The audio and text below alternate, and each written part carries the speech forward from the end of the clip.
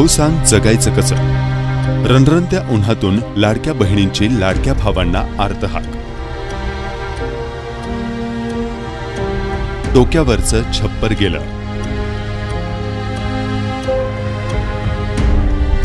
उघड्यावर संसार। पोटासाठी भर उन्हात पेटल्या चुली।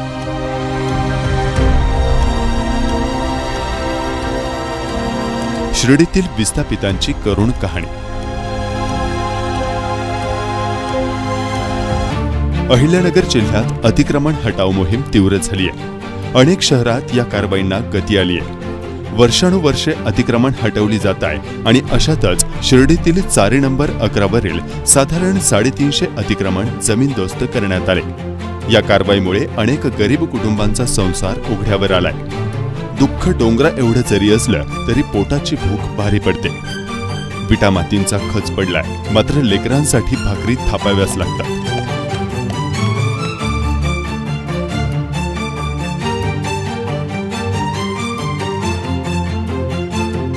तुमच्या बांबूला हात लावू देणार नाही असं म्हणणाऱ्या राज्यकर्त्यांसमोर अख्खं घरच पडून गेलंय। दादांनी आश्वासन दिलं, मात्र घर उडून गेलं।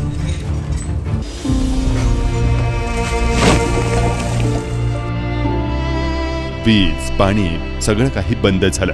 आता जगायचं तरी कसं, अशी साथ या ठिकाणच्या महिला दादांना घालताय। 2 दिवस उपाशी बिना पाण्याचे बिना ताण्याचे तिथं राहिले ना। सरपंच आला ना कुणी आलं, काही विचारायला सुद्धा नाही आले। गाड्या तुमची हाल कशी, इथं पाणी लाईट सगळं बंद केलं तुम्ही। दादा आमची सोय लावा तर आम्ही इथं झोपड्या बांधू, आम्ही इथंच राहू। उपाशी का होईना आम्ही इथंच राहणार, तर तुम्ही आमची सोय लावत नाही दादा तर आम्ही इथंच राहणार। लहान लहान लेकरं, मोठ्या पोरांची, लहान लेकरांची अख्खी शाळा बुडू राहिली। इथं सगळ्यांची चिंतामध्ये पडेले। तुम्ही येऊन आमचं इथं पहा, आमचं इथं येऊन पहा आमची काय हालत चालली। रोडावर वावरवाले सुद्धा आम्हाला हुकूम दिले तुम्ही काढून घ्या। मग राहायचं कुठं, झोपायचं कुठं? तुम्ही सोय नाही लावली दादा तर आम्ही रोडावर डायरेक्ट झोपायचे, आम्ही झोपड्या बांधू दादा। एवढं तुम्ही आमच्यासाठी या, आम्हाला 2 शब्द बोला, कुठं राहायचं काय राहायचं तुम्ही आमची सोय लावून। तुम्हाला 6 महिन्यांनी आम्ही जागा देणार आहे, पण आम्ही 6 महिने राहायचं कुठं, खायचं कसं? 4-4 हजार रुपये भाडं भरायचं, तर मग खायचं काय आम्ही?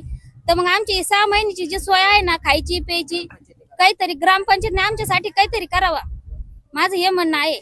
आणि माझ्या दादाला हात जोडून एकच विनंती आहे, त्यांनी आमच्याकडे यावा आणि आमच्या महिलांचं काय म्हणणं आहे काय नाही ते ऐकावं। दिवस रात्र मेहनत करून उभा केलेला संसार मातीत गेला। डोक्यावरचं छप्पर गेल्यानं भर उन्हात राहावं लागते।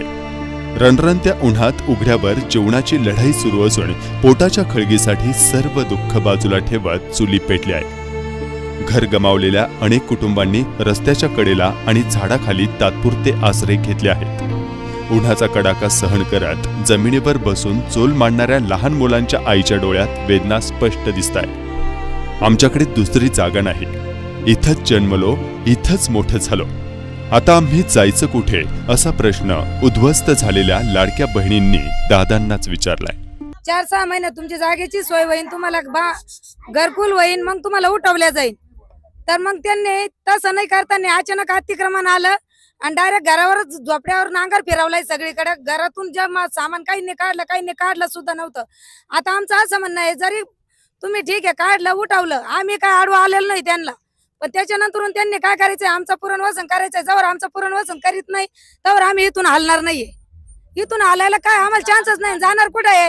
लोकांनी सांगितलं आतंकवादी चारी आहे, बाकीचे जे आतंकवादी तुम्ही त्यांना साईडला निवडून काढा, जे नाही आहे त्यांना तुम्ही जागा द्या ना कुठेतरी, नियमाने पुनर्वसन करा ना त्यांचं वालं। पण मग गाव बरोबर तुम्ही किडे रगडले, काय फायदा केला तुम्ही? एवढ्या दिवसाचे लोक बसले, आज कोणाची 3-3 पिढ्या गेल्या इथं। लाईट पाणी लगेच बंद केलं तुम्ही। ग्रामपंचायतने लाईट पाणी तर सोडायचं ना, ज्यांना जागा नाही ते लोक इथं थांबलेले, ज्यांनी घेतलेले ते लोक निघून गेलेले। आज कोणी रूम सुद्धा भाड्याने देऊ नाही राहिले। आम्हाला इथं झाले कमी 40-50 वर्ष झाली इथं आम्ही राहतोय। तेव्हापासून आम्ही असं जिकडून तिकडून पाणी आणि चाललं होतं आमचं। आता 2 वर्षापासून आम्हाला पाणी दिलं होतं, त्यात बी आता लगेच आम्हाला अचानक JCB लावल्यामुळे आम्हाला सगळंच बंद करून टाकलं त्यांनी। नाही लाईट आहे ना पाणी आहे ना काहीच आहे। दुसरीकडे रूम बघायला आम्हाला रूमही नाही भेटत आहे, लोक रूमही देत नाही। लोक तुमच्या घराचे सामान कुठे आता?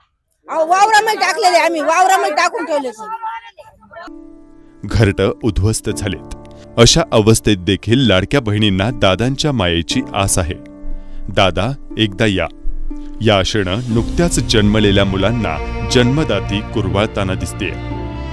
भर उन्हात बसून पुढं आलेले 2 घास लहान लेकरं पोटात ढकलतात. प्रत्येक घासाला चिमुकल्यांच्या चेहऱ्यावरी एकच प्रश्न दिसतोय, पुनर्वसन म्हणजे काय? ब्युरो रिपोर्ट, SP 24 तास, शिर्डी.